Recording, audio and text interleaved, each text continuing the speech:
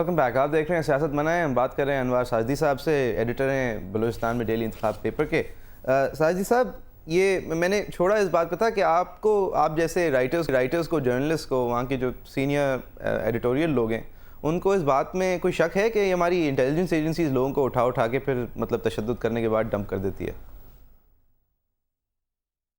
भाई बात यह है कि पहले तो मैं आपसे गुजारिश करूं कि ये बहुत बड़ा और बहुत ही संजीदा मसला है जी, और जिसको हमारा बेशतर मीडिया और हमारे जो है ना यानी सहाफ़ी अभी समझ नहीं सके हैं जी, और जैसे आपने खुद फरमाया कि लोग बोलते हैं शायद बलूचिस्तान बहुत दूर है जी, तो मैं एक बात आपको बता दूं, जो कौमें तारीख भूल जाती हैं तो ज़िंदा रह सकती हैं, जो अपना जोग्राफिया भूल जाती है वो ज़िंदा नहीं रहती फिर, ठीक है ना।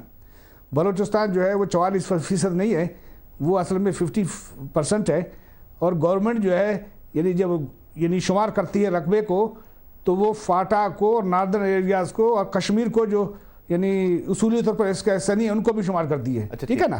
सही। यानी वैसे जो है जो पाकिस्तान हुकूमत के अंडर में जो ज़मीन है वो 50% है। मतलब अगर सिर्फ आज़ाद कश्मीर देखें तो और फाटा नॉर्दर्न एरियाज़ को ना ये देखें तो 50% पाकिस्तान जो है वो बलूचिस्तान है, वो बलूचिस्तान है। और फिर आप जहन में ये बात रखें कि इस वक्त ये एक इंटरनेशनल मैदान जंग है। अफगानिस्तान में जो है वार ऑन टेरर है और उसका सप्लाई रूट जो है नेटो का वो बलूचिस्तान से होके जाता है जनाब जी। और जो है आप देखें कि इसका जो है ना ये जोग्राफियाई तौर पर किस तरह अहम है कि ये अफगानिस्तान और ईरान को बॉर्डर करता है, ये पर्शियन गल्फ को, यानी जिसको हमारे ये लोग जो अभी जद्दोजहद कर रहे हैं उसको बहरे बलोच का नाम देते हैं, जिसमें कराची भी शामिल है जिसमें आप बैठे हैं, ठीक है ना।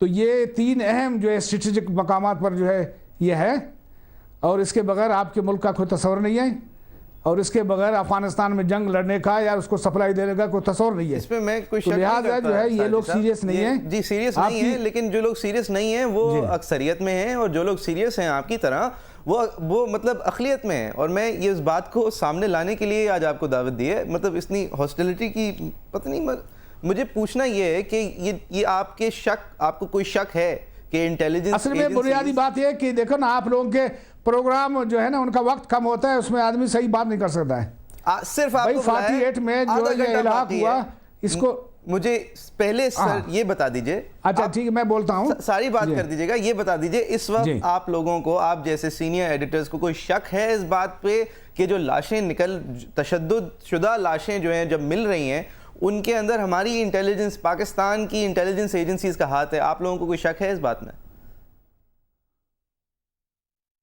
देखिए, जो बलोच फ्रंट है जिसमें 4-5 पार्टियां शामिल है, यानी बलोच नेशनल फ्रंट है, उसमें बलोच नेशनल मूवमेंट है, बलोच रिपब्लिकन पार्टी है, BSO आज़ाद है और बलोच जो है नेशनल वॉइस एक तंजीम है उनका फ्रंट है।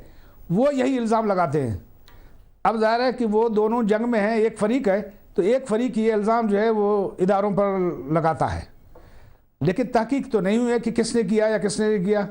और बहुत वायलेंस है और उस वायलेंस के नतीजे में बलूचिस्तान बिल्कुल गोश्त बन गया है और आपके मुल्क की कोई रिट नहीं है और कोयटे से लेकर ग्वादर तक जो है दरमियान में जो FC के जो किले हैं उनके अलावा पाकिस्तान का झंडा नहीं है। आपके स्कूलों में कौमी तराने नहीं हैं, आपकी इंतज़ामिया नहीं है, आपकी पुलिस बेबस है, आपकी लेवीज़ जो है वो बिल्कुल यानी रिलेक्टेंट है और इंतज़ामिया रिडेंडेंट है। तो आप बताएं कि इससे ज़्यादा सीरियसनेस और क्या हो सकती है सूरत हाल की? मैं बिल्कुल, लेकिन अफसोस यह है कि जो इस्टेब्लिशमेंट है, जो रावलपिंडी और इस्लामाबाद में जो इस्टेब्लिशमेंट है आपकी, मेरे ख्याल में वो संजीदा नहीं है और उनके ख्याल में कि ये बहुत थोड़े लोग हैं और वो ताकत का इस्तेमाल करके उसको ख़त्म कर सकते हैं जैसे कि पहले हुआ है। लेकिन अब के आसार कुछ और नज़र आते हैं, क्योंकि पहले जो है ये लीडरशिप सरदारों के हाथ में थी, 2-3 जो सरदार थे हमारे, अब वो कॉमन लोग जो है उनके हाथ में है ये जो गोरिल्ला जंग है, ठीक है ना। और जो है वो नौजवानों के हाथ में जो है ये क़यादत चली गई है जो बुज़ुर्गों की बात सुनने को तैयार नहीं है। अब लोग उनकी इस जिद्दत को पागलपन कहें, लेकिन वो कहते हैं जी हम आज़ादी की जंग लड़ रहे हैं, तो एक कशमकश है और आपका आधा मुल्क उसमें जो है वो मतलब मुलविस है। ये अगर तो नौजवान कर रहे हैं सर, हल की तरफ फिर आप जैसे एडिटर्स जिन्होंने, आपने अभी ये वाज़ेह नहीं किया कि आप समझते हैं इंटेलिजेंस एजेंसीज करती हैं काम, आप कहते हैं कि वो उनका क्लेम है, उन पार्टीज़ का क्लेम है। अब सर ये बताइए, जो कि इंटेलिजेंस एजेंसीज का क्लेम है और पाकिस्तान के वफाक का क्लेम है ये कि आपकी जो ये आपने 4 और जो आपने सियासी जमातें लिस्ट की, इनकी कुछ दहशतगर्द अनासर भी हैं इनके साथ, जो कि लोगों को लिसानी बुनियादों पर कत्ल करते हैं, प्रोफेसर्स को मारा है। ये बॉम्ब ब्लास्ट के अंदर क्लेम, चले कराची की बॉम्ब ब्लास्ट आप दूर कर दें क्योंकि वो एक सेपरेट इंसिडेंट है जिसको आप डिस्प्यूट कर रहे हैं, लेकिन बलूचिस्तान के अंदर जो कत्ल गारत हो रही है उसके अंदर बराबर के शरीक इन पार्टीज़ को भी ठहराया जाता है, क्योंकि ये नौजवान हैं, क्योंकि ये एक आज़ादी की जंग जो है अपने मतलब से लड़ रहे हैं, क्योंकि इनके अंदर कोई स्ट्रक्चर नहीं है। क्या ये बात दुरुस्त है? देखिए जी, ये जो बलोच फ्रंट है उसका ये कहना है कि ये दुनिया में खौफ के मारे हमारी जद्दोजहद को वो टेररिज्म से वाबस्ता करना चाहते हैं, इसलिए वो हम पर इल्ज़ाम लगाते हैं कि हम जो है यानी सेटलर्स को मार रहे हैं या हम और कोई दहशतगर्दी कर रहे हैं। वो कहता है जी ये नेशनल स्ट्रगल है और इसका दहशतगर्दी से ताल्लुक़ नहीं है। अलबत्ता गवर्नमेंट का यही ख्याल है कि जो यहाँ कोयटा में पंजाबी सेटलर है इनको ये मार रहे हैं, असातिज़ा को मार रहे हैं, डॉक्टरों को मार रहे हैं ताकि वो यहाँ से निकल कर जाए, दहशतगर्दी एक फैला रहे हैं।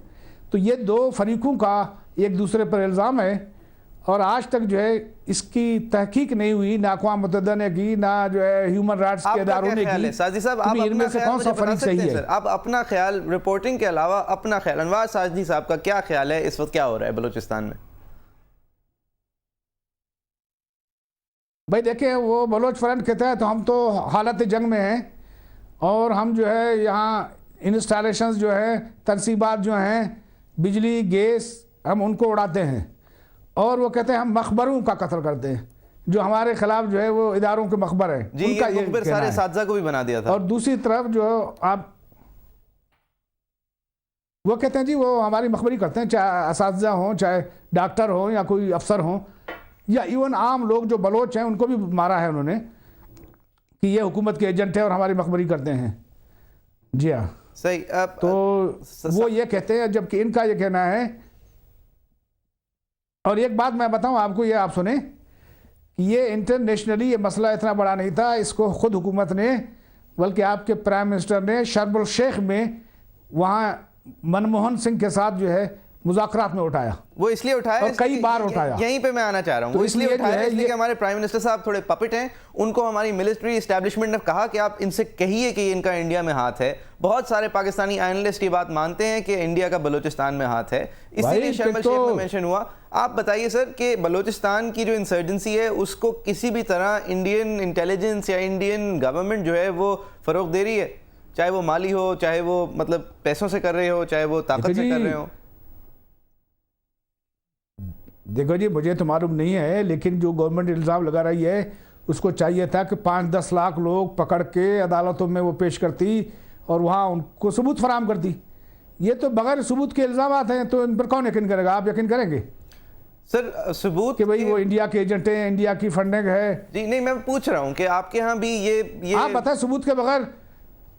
हमारे यहाँ सबूत के बगैर बहुत कुछ होता है साजिद साहब। हमारे यहाँ जो नीयत बनती है और जो सोच हमारी, जो फिक्र हम क्रिएट करते हैं वो सबूत के बगैर ही करते हैं, उसके बाद सबूत जब मिलती है तो तौबा कर लेते हैं। नहीं तो आप साबित कैसे करते हैं ये बात? आप नहीं तो गवर्नमेंट ये बात कैसे साबित कर सकती है फिर कि भाई ये? नहीं, मैं साबित नहीं कर रहा, मैं पूछ रहा हूँ कि आपके यहाँ भी क्या यही ख्याल है? हुकूमत कैसे साबित कर सकती है? नहीं, हुकूमत नहीं साबित कर सकती, इसीलिए वो साबित कर नहीं पाई, इसीलिए साबित करने की कोशिश नहीं की, इसीलिए इंटेलिजेंस एजेंसीज वहाँ काम कर रही हैं। तो मतलब देखिए, एक बात और आप जहन में रखें जी, फरमाइए सर। एक बात आप ध्यान में रखें कि जो इसमें आबादी के जो 2 हिस्से हैं और जो एक छोटा सा हिस्सा है उसका भी यही ख्याल है जो आप कहते हैं गवर्नमेंट का ख्याल है। लेकिन जो बलोच है वो बलोच जो है वो 90 या 80% ये नहीं समझते। अलबत्ता आबादी का एक छोटा हिस्सा इसको सच समझते हैं। तो जो पश्तून हिस्सा है वो सच समझते हैं, जो सेटलर्स का हिस्सा है वो सच समझते हैं।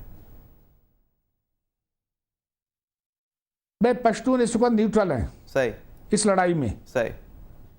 और फिर ये पश्तून बलोच मसला समझने के लिए भी ये लोगों को चाहिए कि ये जोग्राफियाई तौर पर इनकी एक कुदरती तकसीम है। जो कोयटे से नॉर्थ में पश्तून आबाद हैं, वो कहते हैं जी जब भी हम अलग हो जाएं तो कोई प्रॉब्लम नहीं है। वो अपनी ज़मीन पर बैठे हैं, बलोच अपनी ज़मीन पर बैठा है। सही। नॉर्दर्न बलोच, इसलिए जब भी तकसीम हो तो कोई प्रॉब्लम नहीं है। जी, नॉर्दर्न बलोचिस्तान जो है वो पश्तून डोमिनेटेड है, वरना बाकी सारे इलाकों में बलोची ही रहते हैं। आप देख रहे हैं, हम एक ब्रेक के बाद आपके साथ वापस हाजिर होंगे। अनवार साजिद साहब हमारे साथ हैं, बात कर रहे हैं बलूचिस्तान के हवाले से, और मतलब इट्स न्यू जितनी बातें सामने आ रही हैं वो हमारी डोमेन में नहीं है, मीडिया डोमेन में आम नहीं है। बस इतना पता है जी, आगाज़ हुकूक बलूचिस्तान कोई चीज़ हुई थी और वो बहुत अच्छी हुई थी, और गवादर पोर्ट के अंदर जो है हमने NFC अवार्ड प्रेजेंट किया था और बड़ा काम किया हमने बलूचिस्तान के लिए।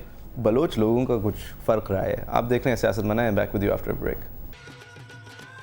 इंसेंटिव्स क्या जो है आवाम है उनको दे यार, जब पीने को पानी नहीं है, इस पर की गोली अस्पतालों में नहीं है, एक सड़क ही नहीं है आपकी, ठीक है ना, तो आप लोगों को किस तरह बावर कराएंगे जी हम आपके लिए कुछ करेंगे।